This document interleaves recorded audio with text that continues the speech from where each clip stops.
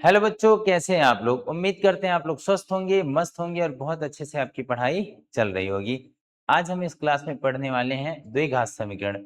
पर द्विघात समीकरण को लगाने से पहले इसकी अगर बेसिक आपको पता रहेंगे तो आप बहुत आसानी से इसकी किसी भी तरह के सवाल को आप लगा सकते हैं, ठीक है ना। तो चलिए बिना समय गंवाए हम क्लास को शुरू करते हैं और समझते हैं द्विघात समीकरण क्या है, कौन कौन से सूत्र प्रयोग होने वाले हैं और किन किन विधियों से ये हल होने वाला है, ठीक है ना। तो डायरेक्ट हम शुरू करते हैं। सबसे पहले जानेंगे द्विघात समीकरण का मानक रूप। द्विघात समीकरण का मानक रूप पहले हेडिंग बनाएंगे क्या, द्विघात समीकरण का मानक रूप। द्विघात समीकरण द्विघात समीकरण का मानक रूप। द्विघात समीकरण का मानक रूप क्या होगा, ax square plus bx plus c बराबर 0। c क्या है, जहां अचर पद। c क्या होगा, अचर पद। अब ये अचर पद क्या है, इसको भी यहाँ समझ लेते हैं। एक तो होता है चर, एक तो होता है अचर, ठीक है ना। अचर ये पिछली क्लासों में 6, 7, 8, 9 में बहुत अच्छे से आप लोग सीखे होंगे। चर क्या होता है, जो x, y, a, b इस तरह के जो अक्षर होते हैं वह सब क्या होते हैं, चर होते हैं। जिसका मान पहले से निर्धारित नहीं होता है वह क्या होता है, चर होता है। पर जो अंक होते हैं, अंक 0, 1, 2, 3, 4, 5, 6, 7, 8, 9, ठीक है। 0 से 9 तक जितने सारे अंक हैं, 0 से 9 तक कुल अंक कितने हैं, 10 अंक हैं। ये अंक जो होते हैं क्या होते हैं, अचर होते हैं और जिसका मान पहले से निर्धारित नहीं हो, यानी जिस अक्षर का, उसे क्या बोलते हैं, चर बोलते हैं। तो x स्क्वायर का गुणांक ये यहाँ पे हुआ, x का गुणांक हो गया b और c जो रहेगा वह हमेशा क्या रहेगा, अचर पद रहेगा। यानी c के जगह पे कोई सा भी नंबर आने वाला है, ठीक है। और किस तरह का हो सकता है, a x square plus B x बराबर 0। यदि मान लीजिए यहीं पे द्विघात समीकरण a x square plus B x बराबर 0 इस तरह है तो भी द्विघात समीकरण है। फिर उसके बाद ए एक्स स्क्वायर प्लस सी बराबर 0 इस तरह है तो भी द्विघात समीकरण है। पर इन तीनों में आपने एक चीज नोटिस किया होगा, देखे होंगे, कहीं से भी एक्स स्क्वायर का गुणांक 0 नहीं हुआ है। इसमें भी 0 नहीं हुआ है, इसमें भी 0 नहीं हुआ, इसमें भी 0 नहीं होगा। यानी x स्क्वायर का गुणांक 0 कभी भी नहीं होना चाहिए। यहाँ देखिए x का गुणांक यहाँ भी हट गया ना, 0। यहाँ c हट गया, अचर पद हट गया पहले में। फिर अंतिम वाले में क्या, x का गुणांक b जो है वो भी 0 हो गया, भी हट गया। तो इस तरह रहे, इन दोनों की तरह रहे तो द्विघात समीकरण होगा। पर x स्क्वायर का जो गुणांक a है वह कभी 0, यानी a का मान कभी भी 0 नहीं होगा। 1, 2, 3, 4 कुछ तो कुछ होना चाहिए। यानी एक बात आप स्पष्ट लिख लीजिए, a is not equal 0। a किसी भी कंडीशन में 0 नहीं होना चाहिए, तभी वह द्विघात समीकरण होगा, ठीक है। ये था द्विघात समीकरण का मानक रूप। अब इस द्विघात समीकरण में किस तरह कौन कौन से बीजगणितीय सूत्र प्रयोग होते हैं उसको भी लिख लेते हैं, ठीक है। देखिए कौन कौन से सूत्र प्रयोग होने वाले हैं उसको भी लिखिए। सबसे पहले बहुत प्रचलित सूत्र, लगभग हर उस बच्चे को याद रहता है जो पढ़ाई से थोड़ा बहुत भी कनेक्ट है, लगभग सबको याद रहता है। a प्लस बी का होल स्क्वायर, ये काम आने वाला है। क्या होगा, a square plus b square plus 2ab। आगे हम लोग पढ़ेंगे तो मैं बता दूंगा ये बना भी कैसे है। फिर उसके बाद a माइनस बी का whole square, a square plus b square minus 2ab। A minus B का होल स्क्वायर क्या हुआ, a square plus b square minus 2ab। फिर और क्या काम आने वाला है, a square minus b square. A square minus b square क्या होता है, एक कोष्टक में ए प्लस बी, एक कोष्टक में ए माइनस बी। ए स्क्वायर माइनस बी स्क्वायर होता है एक कोष्टक में ए प्लस बी, अगले कोष्टक में ए माइनस बी होता है। फिर और ए प्लस बी का होल क्यूब, इसको भी आपको ध्यान रखना है, क्या, a cube plus b cube plus 3ab कोष्टक में a प्लस बी, ये हुआ। फिर अगला क्या ध्यान रखना है आपको, a माइनस बी का होल क्यूब, क्या होगा, a cube minus B cube minus 3ab कोष्टक में a माइनस बी, इतने सूत्र काम आने वाले हैं। इतना लिख लीजिए, आप द्विघात समीकरण बहुत आसानी से हल कर जाएंगे। फिर आगे देखिए, आगे और किस चीज की जरूरत पड़ेगी आपको, आगे एक चीज की और जरूरत पड़ेगी, उसको करड़ी को हल करने का, यानी अंडर रूट में जितने सारे होंगे उसे हल करने का आपको हल करने आपको आने चाहिए। जैसे आपको परिमेयकरण आना चाहिए, करड़ी को तोड़ने यानी करड़ी का जोड़ घटाना गुणा भाग, ये सारी बातें आपको आनी चाहिए। करड़ी यानी अंडर रूट, ठीक है ना, इसको बोलते हैं रूट। इसमें जितने सारी बातें आती हैं सभी बातें आपको लगभग आनी चाहिए, ठीक है। सबसे पहले हम बता रहे हैं रूट का जोड़। क्या बता रहे हैं? जोड़। रूट के नंबरों को जब जोड़ेंगे, जैसे ये दिया है under root 2 plus under root 2, तो अपने मन में सोचिए, रूट के अंदर वाला, जो रूट के अंदर वाला नंबर है वह हमेशा बराबर होना चाहिए। इसमें भी 2 है, इसमें भी 2 है। अब इसको टॉफी मान लीजिए, ठीक है ना। ये जो है, ये टोटल, ये दो अंदर वाला बराबर है, एक टॉफी है, और ये टोटल क्या है? एक टॉफी है। एक और एक मिलके कितना हो गया? 2 टॉफी। जोड़ में 2 रूट 2, अंदर वाला नहीं बदलेगा। पर अगर मान लीजिए इस तरह के सवाल हो जाए, 2 रूट 2 प्लस रूट 2, तो क्या करें ऐसे सवालों में? तो ऐसे सवाल में घबराने की जरूरत नहीं है। ये जो बाहर वाला है, ये बाहर है, यहाँ 2 टॉफी मानिए, और यहाँ कुछ नहीं होता है, जहाँ वहाँ एक छिपा रहता है। 2 और 1 मिलके कितने हो गए टोटल? 3 हो गए, 3 रूट 2 होगा। बस आपको एक बात ध्यान रखना है, वही जुड़ सकता है जिसके रूट के अंदर जो, जब रूट के अंदर नंबर इक्वल होंगे, बराबर होंगे, दोनों सेम होंगे, तभी ये जोड़ घटाना कर सकता है, ठीक है। यदि मान लीजिए रूट के अंदर बराबर ना आए, जैसे आ जाए रूट 2 प्लस रूट 3, तो क्या होगा? तो उत्तर यही होगा, रूट 2 प्लस रूट 3, यानी ये बदलने वाला नहीं है। इतनी बात आपको जोड़ की समझ आई होगी। अब देख लीजिए घटाव में, यानी घटाव में यदि हम घटाना करेंगे, तो क्या, जैसे अगर मान ली दिया है रूट 2 माइनस रूट 2, ये पूरी एक टॉफी है, एक टॉफी दे दिए, एक भी बचा नहीं, 0, ठीक है।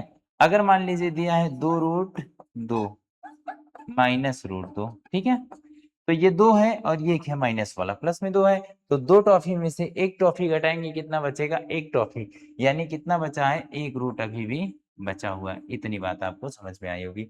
यदि मान लीजिए इसमें भी ऐसा हो जाता है, रूट 2 माइनस रूट 3 ऐसा हो जाता है, तो ये घटेगा नहीं, यही उत्तर होगा, रूट 2 माइनस रूट 3। यानी एक बात तो अभी तक आपको स्पष्ट हो चुका होगा मेरे दोस्त, कि रूट के अंदर की जितनी संख्याएं हैं वह हमेशा क्या होनी चाहिए? समान होनी चाहिए, तभी जोड़ और घटाना हो सकता है। अब आ जाइए गुणा पे। इतना समझ में आया ना? किसी को नहीं समझ आएगा तो हमें कमेंट में जरूर बताएगा, मैं फिर रिप्लाई देने की पूरी कोशिश करूंगा। जोड़ घटाना, फिर उसके बाद गुणा, ये भी आपको ध्यान रखना है। गुणा, अंडर रूट का गुणा कैसे होता है? जैसे मान लीजिए दिया है रूट 2 का गुणा करना है किससे? रूट 2 से। तो जब इसको गुणा करेंगे, सबको पता है रूट दो गुणा करेंगे कितना हो जाएगा? 2 हो जाएगा। पर कैसे होगा इसको जानिए। रूट 2 का गुणा रूट 2 में होगा तो कितना हो जाएगा? रूट 4। कितना होगा? रूट 4 होगा। जो रूट 4 होगा, तो 4 से बाहर हम निकालेंगे, जब 4 किसका वर्गमूल है? 2 का है, ठीक है ना। अंडर रूट 4 से जब हम बाहर निकालेंगे कितना आएगा? 2। इसलिए रूट 2 का गुणा रूट 2 में होगा, कितना होगा? 2। अगर मान लीजिए यहाँ पे दिया है रूट 3, यहाँ पे दिया है रूट 2, यदि इसको हम गुणा करें तो फिर क्या होगा? इसको यदि गुणा करेंगे तो क्या होगा? अंदर अंदर वाला पहले गुणा कर लीजिए, 3 दूना 6। अब यदि बाहर निकलता होता तब तो ठीक है, नहीं तो यही उत्तर हो जाता। अगर बाहर निकल पाता तो यही उत्तर हो जाता। तो फिर बाहर निकलने वाला कैसे रहेगा? जैसे हो गया अंडर रूट 8 गुणे अंडर रूट मान के चलिए, कुछ भी मैं लिख देता हूँ 6, ठीक है ना। अब इसका गुणा करें तो कैसे आएगा? पहले अंदर गुणा कर लीजिए, 8 का गुणा 6 में करेंगे कितना हो जाएगा? 8 छक 48 हो जाएगा। अब इस 48 में से क्या कुछ बाहर आ रहा है? ये देखना है। 48 को यदि हम तोड़ें, चाहे तो आप बगल में गुणनखंड बना ले, यदि हम तोड़ें तो 48 को हम क्या लिख सकते हैं, 48 को हम लिख सकते हैं 16 गुणे 3 लिख सकते हैं ना। 48 को क्या क्या लिखा जा सकता है, 16 गुणे 3 लिख सकते हैं। 16 ही हमने क्यों लिखा, क्योंकि 16 से 4 बाहर आ जाएगा, 16 4 का वर्गमूल है, ठीक है, 4 आ गया और करड़ी में क्या बच गया 3, ये बाहर नहीं आ रहा है। तो यदि मान लीजिए कभी ऐसा नंबर आ जाता है, ठीक है ना, और बाहर बाद में निकलने लायक है तो जितना निकल रहा है उसको निकाल लीजिए, नहीं तो फिर उसको करड़ी में कर दीजिए। ये बात भी आपको बहुत अच्छे से समझ आई होगी। हमने जोड़ सीखा, घटाना सीखा और गुणा सीखा। फिर उसके बाद भाग भी देख लीजिए। भाग भाग का कोई लंबा प्रोसेस नहीं है, जैसे √2 में भाग करना है, किससे, √2 का। भाग मतलब क्या, बट्टे में रख लीजिए, √2 बटे √2, इसको हल करेंगे, भाग देंगे तो 1 आएगा, बस। बहुत सिंपल सी बात है। भाग है तो बटे में करिए, कट रहा है तो काटिए, नहीं फिर आगे बढ़िए, ठीक है। एक बात का और ध्यान रखना होगा आपको, परिमेयकरण का, हालांकि इसमें जरूरत पड़ेगा नहीं, फिर आगे हम पढ़ लेंगे।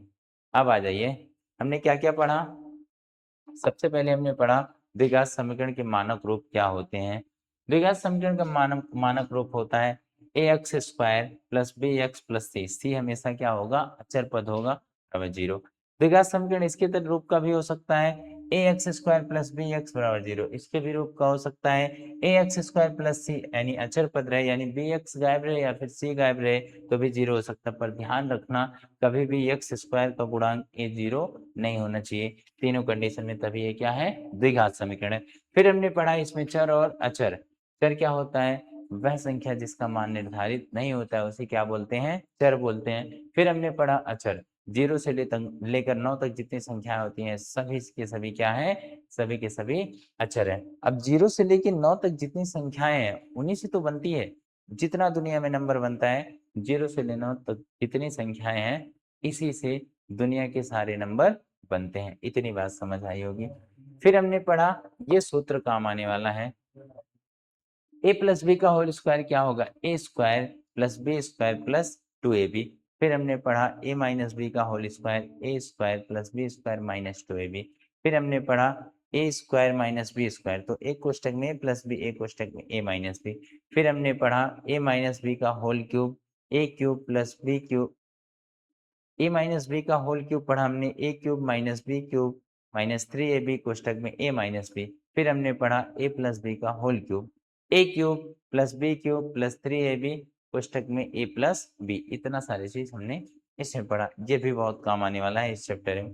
फिर हमने क्या पढ़ा, फिर हमने रूट का पढ़ा, रूट का हमने जोड़ पढ़ा, रूट का हमने गुणा पढ़ा, घटाव पढ़ा और उसके बाद भाग पढ़ा, ठीक है। फिर अब आ जाइए सवाल पे, ये आज का पहला सवाल है। सवाल क्या है, कह रहा है निम्नलिखित में से कौन सा समीकरण एक द्विघात समीकरण है। पूछ रहा है कौन सा समीकरण एक द्विघात समीकरण है, तो आप देख के तो बता ही सकते हैं कौन सा समीकरण द्विघात समीकरण। देखिए ए एक्स स्क्वायर, ए का गुणांक क्या है यहाँ, अगर हम इसको बाहर निकालें x square minus 5x plus 6 बराबर 0, ये दिया है ना। अगर हम एक्स स्क्वायर का गुणांक क्या हो जाएगा, जब कुछ भी नहीं होता है तो एक से सभी संख्या सभी अचर पद का गुणा होता है, मतलब एक गुणे एक्स स्क्वायर भी हम कर सकते हैं। तो ए के जगह पे कितना है, ए है, यानी एक्स स्क्वायर का गुणांक यहाँ कितना है, 1 है। तो ए बराबर इसमें क्या हो गया, 1। उसके बाद बी बराबर क्या हो गया, एक्स का जो गुणांक रहे वो क्या होगा, बी होगा। तो बी कितना आ गया, -5, और सी कितना आ गया, +6, ये हो गया, ठीक है। इतना समझ आया, ठीक है। तो ज्यादा में सोचने की जरूरत है ही नहीं, एक्स स्क्वायर -5x प्लस 6 ये द्विघात समीकरण है, पहला द्विघात समीकरण है। फिर दूसरा देख लीजिए बी, 4x स्क्वायर प्लस 60। हमने अभी बताया आपको कि ए एक्स स्क्वायर उसके बाद प्लस सी बराबर 0, ये भी रहेगा, ये भी क्या है, द्विघात समीकरण ये भी है। फिर उसके बाद x square plus 6x x square plus 6x बराबर 0, ये भी द्विघात समीकरण है। यहाँ एक चीज देखिए, x पे पावर 3 आ गया, दो घात है, ये तो पावर 3 है, त्रिघात की तरफ इशारा कर रहा है, ठीक है। तो इसमें से पहला सही है, दूसरा दूसरा द्विघात समीकरण है। उसके बाद दूसरा तो द्विघात समीकरण है, तीसरा भी द्विघात समीकरण है, चौथा इसमें द्विघात समीकरण है। अब द्विघात समीकरण हम कैसे हल करते हैं? एक तो हो गया गुणनखंड विधि, एक तो हो गया श्रीधराचार्य सूत्र विधि, फिर एक हो गया पूर्ण वर्ग विधि। ठीक है, तो हम एक किनारे से सीखते हैं। चलिए,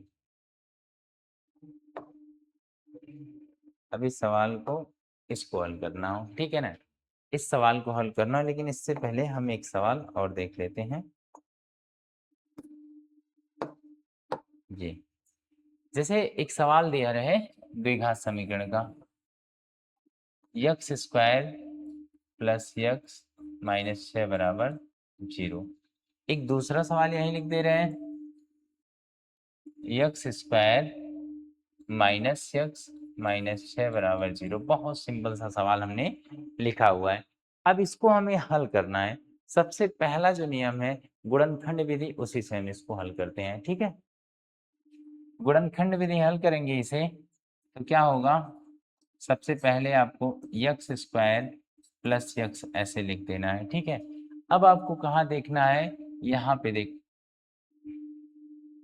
एक बार उतार लेते हैं तो फिर बता रहे हैं। ठीक है, सबसे पहले नजर आपका जाना चाहिए यक्स स्क्वायर के गुणांक पे। यक्स स्क्वायर का गुणांक 1 है, 1 का गुणा 6 से करेंगे तो कुछ ही परिवर्तन होगा, 6 में नहीं परिवर्तन होगा।